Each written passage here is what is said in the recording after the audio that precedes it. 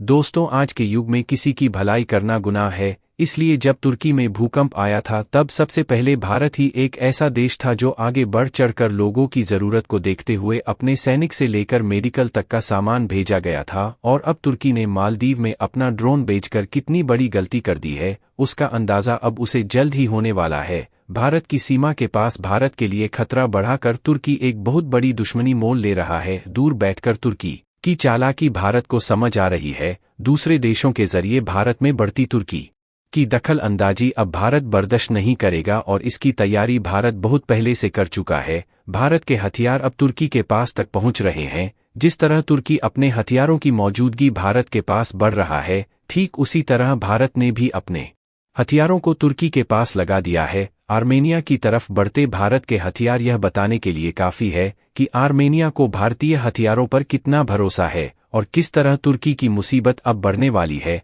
Armenia भले ही इन हथियारों का इस्तेमाल अजरबैजान के खिलाफ युद्ध में करे, लेकिन झटका तुर्की को जरूर लगेगा, क्योंकि तुर्की का दोस्त अजरबैजान है। वह अजरबैजान जो पाकिस्तान का दोस्त माना जाता है, और तुर्की और पाकिस्तान दोनों ही भारत और भारत के कश्मीर में अपनी टांग अड़ाते रहते हैं। लेकिन अब ऐसा नहीं होगा, क्योंकि अब भारत का पिनाका रॉकेट लॉन्चर सिस्टम मोर्चा संभालने के लिए तैयार है। तुर्की और पाकिस्तान के दोस्त अजरबैजान के साथ युद्ध के खतरे से जूझ रही आर्मेनिया की सरकार ने भारत से पिनाका रॉकेट सिस्टम खरीदने का सबसे बड़ा सौदा किया है। जो कि पूरी डेवलपमेंट क्या है, आइए जानते हैं। दोस्तों, इस वीडियो आगे बढ़ने से पहले वीडियो लाइक जरूर करें। अभी कुछ समय पहले दिल्ली में आयोजित किए गए एक डिफेंस समिट को संबोधित करते हुए भारतीय रक्षा मंत्री श्री राजनाथ सिंह की तरफ से एक महत्वपूर्ण स्टेटमेंट दी गई थी कि अनुमान इस बात का है कि वर्ष 2028-29 तक भारत का जो डिफेंस एक्सपोर्ट है वह 50,000 करोड़ रुपए तक पहुंच जाएगा, जो कि वर्तमान समय में अभी 6,000 करोड़ रुपए के टारगेट को टच कर चुका है।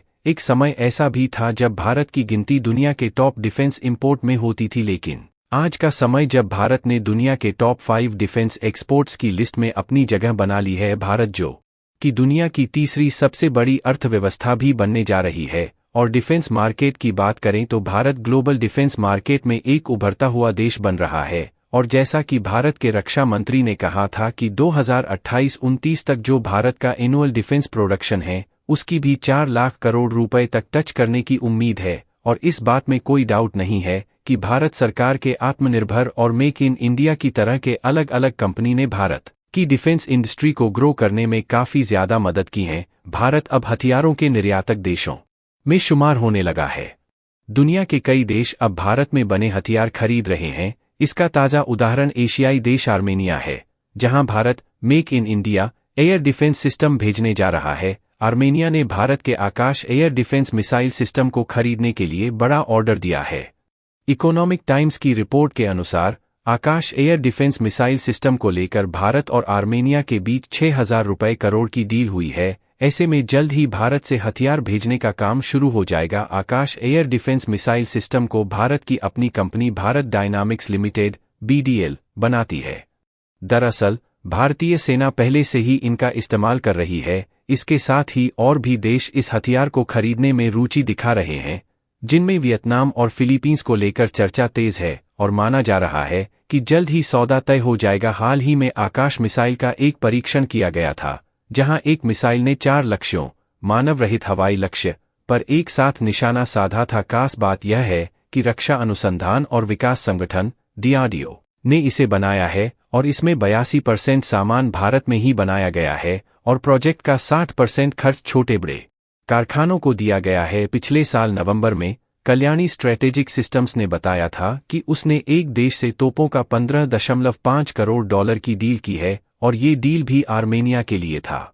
कमाल की बात तो यह है कि चीन जो भारत से आए दिन दुश्मनी चाल चलता रहता है, इसलिए चीन की चालों से परेशान फिलीपींस इस समय अपने तटों की सुरक्षा के लिए भारत की तरफ देख रहा है। वह दुनिया की सबसे तेज सुपरसोनिक मिसाइल ब्रह्मोस के अलावा तेजस फाइटर जेट पर भी इंटरेस्ट ले रहा है। आइए जानते हैं कि फिलीपींस को तेजस और ब्रह्मोस सुपरसोनिक से क्या फ़ायदा होगा। वह अपने देश की सीमा सुरक्षा करेगी और उसके लिए भारत सरकार ने साथ देने को तैयार है। और इससे भारत को यह फ़ायदा होगा कि चीन की पूरी चालबाजी अब भारत दूसरे देशों के साथ मिलकर निकाल रही है, जिससे चीन अब धीरे धीरे भारत के आगे घुटने टेकने पर मजबूर हो रहे हैं। आज के लिए इस वीडियो में यहीं तक, फिर मिलते हैं एक नए वीडियो के साथ। तब तक के लिए जय हिंद जय भारत।